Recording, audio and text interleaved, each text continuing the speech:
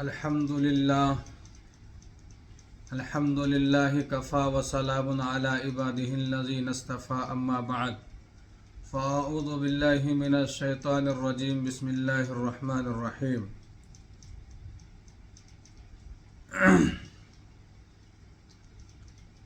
ابھی چند روز قبل استاذ محترم حید مولانا ارشد مدنی صاحب دامت برکاتہم عالیہ نے جو رام لیلا گراؤنڈ میں بیان دیا، الحمدللہ اس کا اتنا اچھا اثر ہوا کہ جو لوگ آپس میں نفرتیں پھیلا رہے تھے ان کے منہ پہ تالے لگ گئے اور حقیقت واضح ہو گئی۔ اور اس کے تائید میں مولانا سمیر الدین قاسمی صاحب مانچسٹر انگلینڈ نے بھی بیان دیا، مفتی زبیر صاحب ندوی دامت برکاتہم بہرائچ نے بھی اس کی تحقیقی مقالے پیش کیے۔ اس کے علاوہ دیگر علماء کرام نے اس کی تائید اور توثیق فرمائی۔ لیکن بڑے افسوس کے ساتھ کہنا پڑتا ہے کہ حید مولانا سلمان ندوی صاحب جو ہیں، جن کو ہر موضوع پہ سوائے تنقید کے اور کچھ نظر نہیں آتا ہے، وہ ہر جگہ سب چیز کو تنقید کی نظر سے دیکھتے ہیں۔ تو پتہ نہیں مولانا کو کیا ہو گیا ہے کہ وہ اپنی حرکت سے باز نہیں آ رہے۔ اور انہوں نے کہا کہ اہل حدیث حضرات جو علم کلام پر بحث کرتے ہیں، فلاں کرتے ہیں، وہ بھی خاموشی کے ساتھ برداشت کر گئے، اور مولانا کو جو بات کرنی تھی مولانا نے وہ بات صحیح سے کہہ نہیں پائے۔ تو مولانا کے سامنے میں ایک عبارت پیش کرنا چاہتا ہوں الفقہ الاکبر کی۔ ویسے تو مدارس دینیہ میں الفقہ الاکبر بہت کم پڑھائی جاتی ہے، عقائد کی کتاب ہے، اسی طریقے شرح عقائد پڑھائی جاتی ہے اور عقیدۃ الطحاوی پڑھائی جاتی ہے، لیکن الفقہ الاکبر کو اللہ تعالیٰ نے بڑا اونچا مقام عطا فرمایا ہے۔ تو میرے پاس تو کتاب نہیں تھی، میں نے انٹرنیٹ سے کتاب نکالی ہے۔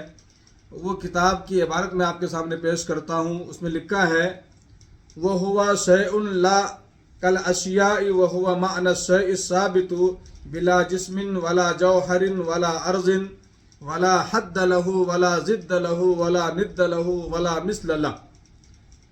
اس کا ترجمہ یہ ہے کہ اللہ تعالیٰ بھی ایک شے ہے، لیکن دیگر اشیاء کی طرح نہیں ہے۔ اللہ تعالیٰ موجود ہے لیکن جسم سے پاک موجود ہے۔ اللہ کا ہاتھ جب کہا جاتا ہے تو وہ ہاتھ دراصل انسانوں کو سمجھانے کے لیے ہے۔ اللہ تعالیٰ جسمانی ہاتھ سے پاک ہے۔ اللہ طول و عرض جو دنیاوی ہے، جو جسمانی ہے، جسمانی طول و عرض سے اللہ تعالیٰ جو ہے پاک ہے۔ اللہ تعالیٰ ہر جگہ موجود ہے لیکن جسم سے پاک موجود ہے۔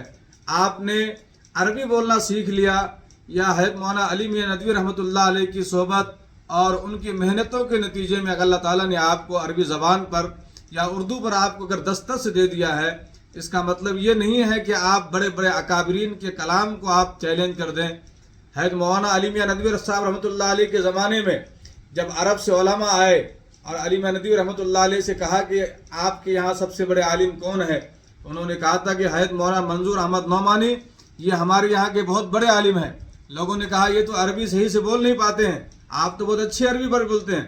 انہوں نے کہا کہ میں عربی بولتا ضرور ہوں، لیکن جتنی زیادہ عربی مولانا منظور نعمانی سمجھتے ہیں اتنا میں نہیں سمجھتا ہوں۔